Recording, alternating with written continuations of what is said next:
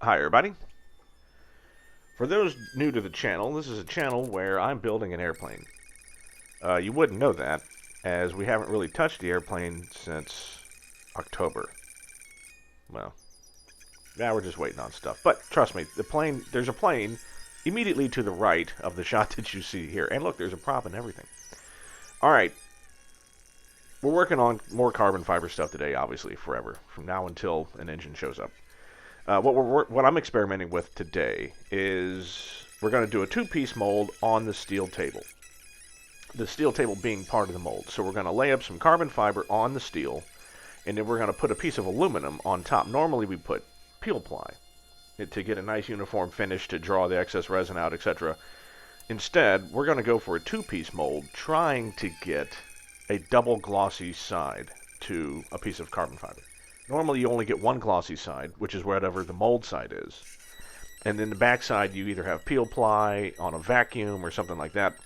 However, if you have another hard surface, theoretically you can get two glossy sides. And that's what we're going to try today. Why? Well, just experimenting. I got scrap, and that's a thing about carbon fiber. You want to work with fiberglass or carbon fiber, you never throw away your scrap. If you got any decently sized scrap, don't toss it because you can always use it to experiment with stuff. I mean, stuff is expensive. We're just gonna lay up directly onto the table. Of course, we're gonna prep the table, and we're gonna prep the piece of aluminum we're putting on top, right? So we're gonna put release wax all over it, and we're gonna then spread some carbon and some resin. So what's going to happen is we're going to put the piece of aluminum on top, we're going to add some weight. The idea behind that is that it's going to push all the excess resin out the sides and leave us with two smooth, glossy sides. Spoiler alert, we don't. It doesn't work. The reason is a couple of reasons. One, the resin still has air in it. When you mix that resin up, it gets air. Now, if you've got a nice vacuuming system, so I've got a vacuum chamber now, which you'll see in about 8 videos. And I can take my cup of resin, put it in my vacuum chamber, draw a vacuum, it boils all the water out. Air. Boils all the air out. And then you're left with perfectly smooth resin with no air bubbles. That's a good start. The other part is that you really need to have a vacuum to suck the rest of the air out that you get when you're spreading the resin around. So while this could technically work, you can see I've got the piece of aluminum on one of the pieces already. The only way that this would really work really well would be I would need to cover both of those with a vacuum bag and then draw a vacuum, thus pushing the aluminum down onto the mold and squeezing not just excess resin out the sides, but also air that's trapped in the mold. We would need to do both. And we will. We'll try that later. Alright, so now that I've got those laid up and I'm feeling pretty good about myself, thinking, oh yeah, we're going to have some smooth carbon when we come back, and we don't.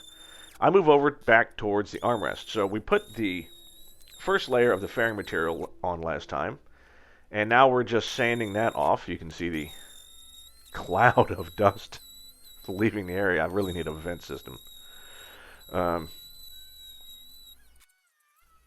Oh yeah, now I remember what I wanted to talk about, so wanted to give a shout out to new RV-14A builder. His name is Hisham Hassan. Hisham has given my name to Vans, and I got a $100 check. So thank you, Hisham.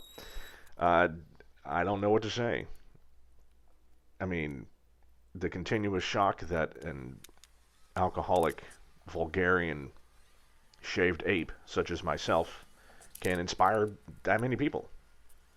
That just shows how good the Vans kits and everything is, and how easy it is to get an experimental. Well, I say easy it is to get an experimental aviation. You got to have the passion, right? I absolutely love this. I haven't even gotten to work on this plane since October, but every time I see it, my heart swells. Every time I go to the hangar, I walk up and I hug the fuselage. I say, "How you doing?" She goes, "I'm doing great, Daddy." Except that I could use an engine. It just makes my heart swell.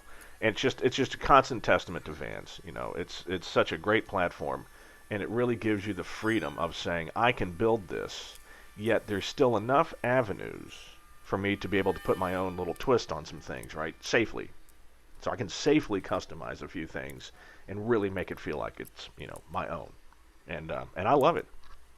Obviously, been doing this for years now, too many years.